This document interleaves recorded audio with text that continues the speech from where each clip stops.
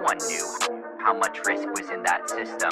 Bilateral, bespoke, non-reported transactions. No one knew how much risk was in that system. Repackaged and re-leveraged again and again and again and again. Good morning and welcome back to the channel. In today's video, we have news around FTX with a potential restart, crazy times here, and also Genesis Trading have filed for bankruptcy. The yin and yang of crypto continues. More on that in just a second, but we're going to start off here with the BTC chart. Make sure you subscribe if you're new. So no major updates overnight. We're still in this range and actually trading in a quite tight zone here at around $21,000. The lap line's still on screen, potentially between 20,000 and around 300 and 21,006 is the kind of traded range we have channeled out here. We're expecting a break up or down over the coming days. Potentialities next week on the 26th and the 25th of Jan, we have the earnings for both Tesla and Apple. So those ones could be movers of the S&P. The S&P 500 currently this week has been down over the first 3 days of its trade here. Remember, Monday was closed. So this is trying to pull the markets down a bit. And the Dixie is at 102. No major changes there. So let's jump into the first major news story. FTX potentially going to restart business, apparently. So this was from their head, Mr. John Ray III, who's given out a bit of hopium here, saying the FTX exchange could well be revived. So this is actually moving a little bit faster than I thought it would. Think back to Mt. Gox, that is how many years old now? And we're slowly edging towards a result there for creditors. Well, this one seems to be going a lot more quickly. John Ray III previously handled the Enron case, and he says there could be a chance of reviving the exchange. He is quoted, "Everything is on the table. If there is a path forward on that, then we will not only explore that, we will do it." The man of the moment, SBF, tweeted here, "I'm glad Mr. Ray is finally paying lip service to turning the exchange back on after months of squashing such efforts. I'm still waiting for him to finally admit FTX US is solvent and give customers their money back." Strange time, Sam. You're the one who rugged customers' funds in the first place. It gets even weirder here with some more quotes. John Ray III says we don't need to be dialoguing with him, i.e. Sam. He hasn't told us anything that I don't already know. So a pretty sharp put down there. But then in a text to the Wall Street Journal, SBF apparently says this: "This is a shocking and damning comment from someone pretending to care about customers." At which point I'm thinking, is SBF totally delusional here, or is he a psychopath? As he is the one who has single-handedly fucked over millions of customers himself. So a discussion point here, would you use a reopened FTX exchange under new management? Beware, if you have to KYC with them again, that would probably be the most rigorous KYC you ever do, and those records would be going with people with power who can definitely scrutinize your transactions. In my mind, it's not worth touching. I personally wouldn't touch it with a 10-foot pole. Let's break down the North Rock LP tweet here into two. Let's start at the bottom. It starts, "I think it would be healthy for the industry to have two viable trading exchanges, i.e. FTX plus Binance." So first point, there is two viable exchanges. As we saw in the data yesterday, I did a video on centralized exchanges versus decentralized exchanges. Yes, it's true that Binance has taken up the market share that FTX left behind. It's pretty much eaten it away straight out the gates. But then we have Coinbase, who is actually increasing market share. Yes, not by a lot, but it is making gradual progress there. And then we have the other like tier 2, tier 3 exchanges, which I do think will lose trading volume overall as we see more of a consolidation of power and potentially one or two of the other exchanges just start to eat up competition. I think what will happen is the FTX hole will be filled by someone, maybe Woo Network. And I agree that having Binance as this kind of monopoly power for the altcoins is definitely not a good thing. However, the top comment is this. Obviously, the knee-jerk reaction is give me a motherfucking break. However, FTX was the best exchange to use, in my opinion, and did have viable tech. Now, the problem with this is whoever takes over needs to be able to run an exchange effectively. And the second point is, do we know they have viable tech or not? Because as we've seen through all these proceedings, they turned off the liquidations for Alameda. The latency issues many people complained about also were trades being front run by Alameda. So they have good scammy tech, but do they have legit viable tech as this states? We don't really know that. So drop me a comment down below. Is this the best path forward for FTX creditors to be made whole potentially with some form of debt token? And would you use this again if it goes live? Then story number 2 here, Genesis owes more than $3.6 billion to its top 50 creditors as Genesis Lending goes and files for bankruptcy in the Southern District of New York here. So some of the biggest claims, including that of nearly $500 million are attached to entities whose names have been redacted from the files. They mostly belong to individual creditors, according to a person familiar with this claim. Gemini Trust Company, however, is the biggest claimant, $766 million. That is the Winklevoss guys. 151 million owed to Mirana Corp, 150 mil owed to Babel Finance, which went broke, and 53 mil to Van Eck Group down there as well. Hasaka Trades actually put out a breakdown here. So Gemini top, Mirana is actually a Bybit investment arm.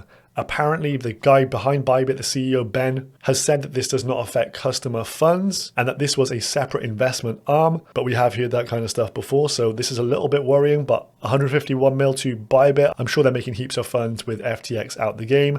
Babel 150, then 110 mil owed to some big Bitfinex leaderboard winners. That's obviously a massive trading firm. Decentraland apparently 55 mil owed to them. Vanek 53 mil, Abra 30 mil, Cumberland Group 18 mil, and Stellar Foundation around 13 mil as well. Full document in here if you want to have a little look. Check out Hasaka's Twitter page. So this, of course, sparks the interest of Cameron Winklevoss, who's got something to say on this, of course, trying to preach to all the creditors underneath him who invested via Gemini. So he says this evening Genesis has filed for bankruptcy and Chapter 11. He says this is good in terms of the next steps to recover your assets. And he says we've been working around the clock to negotiate an acceptable solution with Barry Silbert and DCG Group. These are the parent company of Genesis, but they continue to refuse to offer creditors a fair deal. Good news, we will be seeking the protection of the bankruptcy court, and Genesis will be subject to judicial oversight and be required to provide discovery into the machinations that brought us to this point.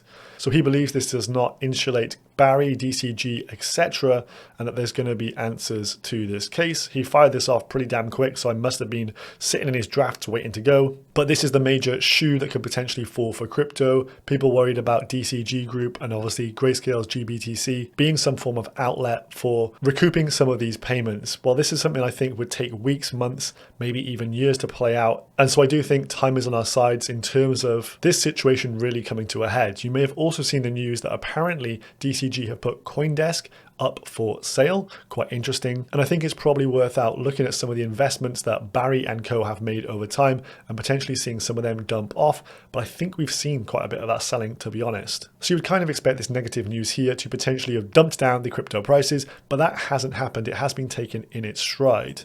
So let's move on. Whale alerts yesterday pinging off $140 million of USDC minted at the USDC treasury and sent to Coinbase. I wonder what they're going to be doing with that. Typically, this is a good sign for bid coming into the market.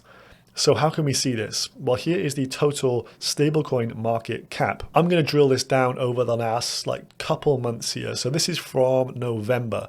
So around the time when FTX went defunct, market cap of all stablecoins around 146 million in circulation. As you can see, it went down to around 136, 137 billion dollars here, but it has seemingly plateaued in these first couple of weeks. It's staying around 136, 137. It has not gone down.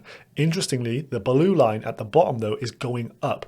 This is the TVL. So what does this tell us? This tells us that stablecoins are being used for leverage purposes once more. A trend we have not seen for quite some time here. As you can see, the TVL has been going down, i.e. not a lot of leverage and actually reducing leverage, but this is showing us leverage is increasing. And there have been some big wallets being tracked, whales depositing huge amounts of collateral and taking out stablecoin loans. So this certainly isn't money inflows into crypto, but the capital is sticky in here and is trying to lever itself up to make purchases. So this is quite an interesting thing that has happened over this first few weeks of the year and a reason as to why the crypto markets have been going up. Now, one of the tokens I am in a trade of is Lido. So I expect the LSD narrative to be the strongest in this first quarter.